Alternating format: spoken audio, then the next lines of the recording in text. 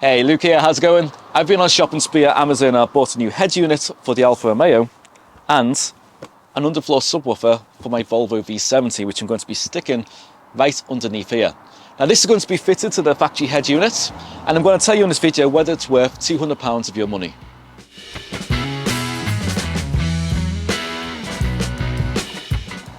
So my V70 is a little bit limited in terms of how I can expand the audio system. It's a good quality system. It's got the premium sound system in this, but it doesn't have a subwoofer underneath the floor. Some of these cars did, but that was a very rare option. And they're quite expensive now to get on eBay. They're like £500. So this is a cheaper option. Question is it going to be any good? Let's see. So who are Atoto? You may have heard of them, you may have not. If you actually type in head units and subwoofers on Amazon, they're probably one of the top searches. Now this head unit alone has thousands of reviews on it, so they're extremely popular. They're very well received.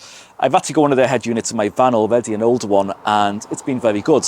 So I decided to give them a chance with the subwoofer, which actually doesn't have really any reviews, but it's a 10-inch sub. It's got 150 watts RMS, which is actually pretty good for this size. And it's got all the fitting kits with it and everything like that. So let's open them up, do a quick unboxing. We've got our power cables and wires for the inputs. A remote gain if you want to install that at the front of the cabin. Instruction manual, which should I say as well, is actually written really, really well. There's no weird English under there or anything like that. It's all translated fantastically. And then finally, the subwoofer itself.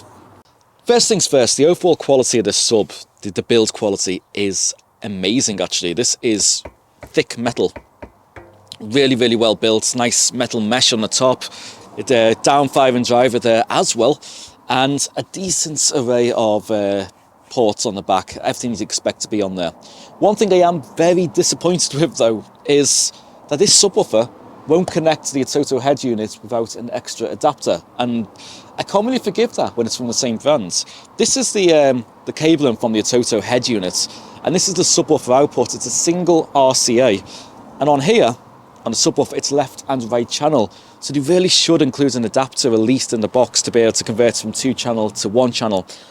Now what I'm going to do is leave a link in the description below to an adapter that will actually patch this in, but beware if you're buying the two things separately that you're going to need an extra cable, and Atoto don't supply that, which again I can't fathom why that's the case. Sticking a sub underneath the floor, it actually barely takes up any space, so we can actually stick it this way. There's enough room at the front for the wires to go in, and we've still got plenty of storage space, so that is excellent actually. It's the absolute perfect size for this car, so I'm very, very happy with that. I'm just going to fit the subwoofer onto the plastic first. So I'm going to make a little access hatch so we can still get to the controls, and also can mount it down then. So just going to take a drill and stick a hole in the back here, somewhere about there.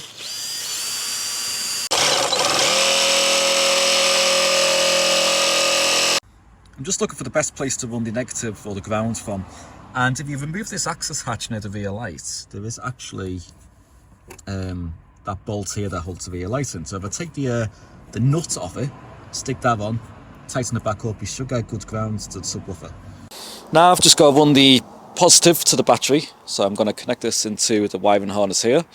For some reason this didn't have a plastic shield over the top, which is not good. Maybe it just fell off, maybe it was never there, but anything to do with the red wires, make sure you never leave them exposed, because that contacts any metal in the car is going to short itself out. Could be a potential fire risk if that happens. So I'm just going to get some tape, wrap this around it, keep it nice and safe. Then I'm just going to connect this part here to that part there.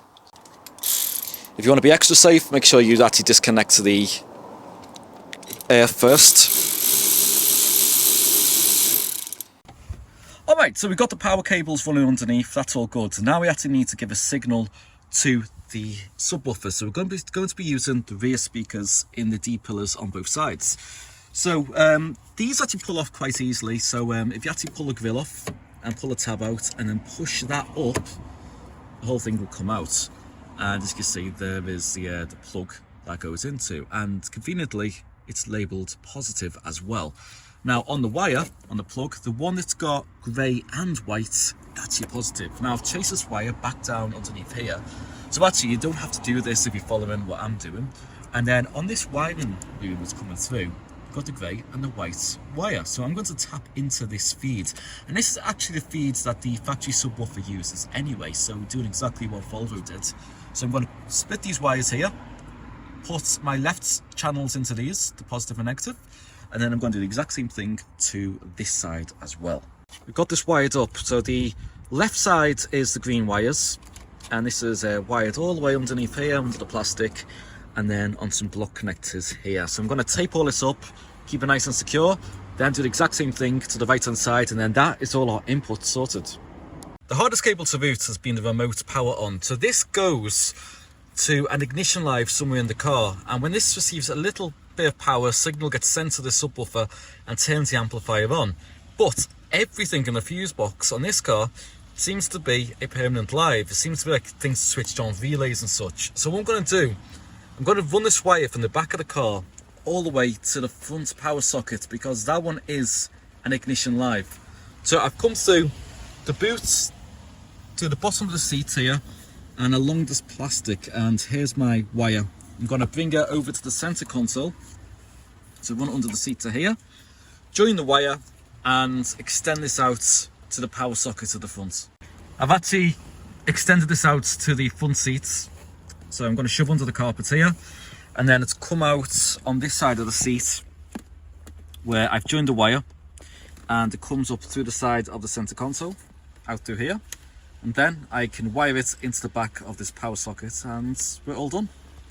And here's the final work. So this is the cable coming from the subwoofer, going into the purple cable, which is the live. These other connections here are for my dash cam, so I've already added some connections, but this can go back now on the back of the power socket, and then we can do a test. Hopefully, at the moment, the subwoofer's off, but as soon as I turn the ignition key, subwoofer should come on. So if I open this up now, there should be no lights on this subwoofer, and as you can see, there is nothing. And if I turn the key, the ignition's on, and the subwoofer has power. And now we can configure the subwoofer, get it set up, and this now should all work. I've been using this now for the last couple of days, so here's my thoughts and feedback. Does this totally revolutionise the audio experience? Is some kind of magical transformation? No.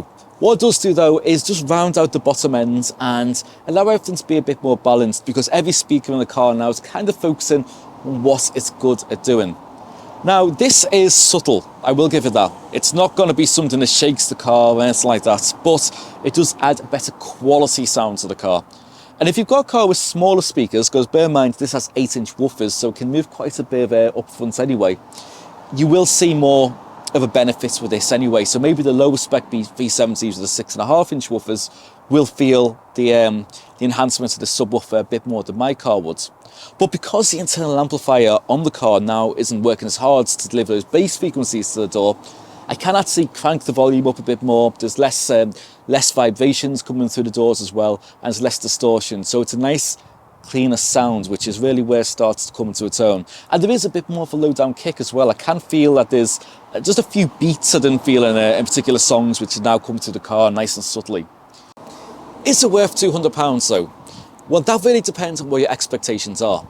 If you just want a mild enhancement to the audio experience and you want to be nice and compact and not take up any boot space or compromise practicality whatsoever, then it's worth considering. I'm happy with my purchase, I'm not going to be returning this. But if you're after something that's going to be rattling the windows of your local KFC while you drift around the car park on McDonald's trays in your Vauxhall Nova, then it's probably not the subwoofer for you, because bear in mind it's small, it can't move too much air, it's only 150 watts RMS, so it's not one of these subwoofers that other people are going to hear. This is kind of just for your pleasure, let's call it like that.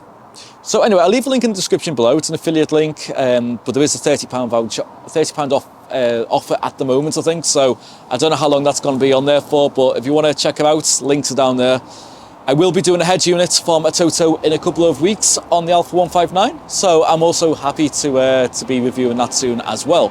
So you know what to do, just keep an eye on the channel if you want to check those out. But until then, thank you for watching, see you soon, and as always, take care.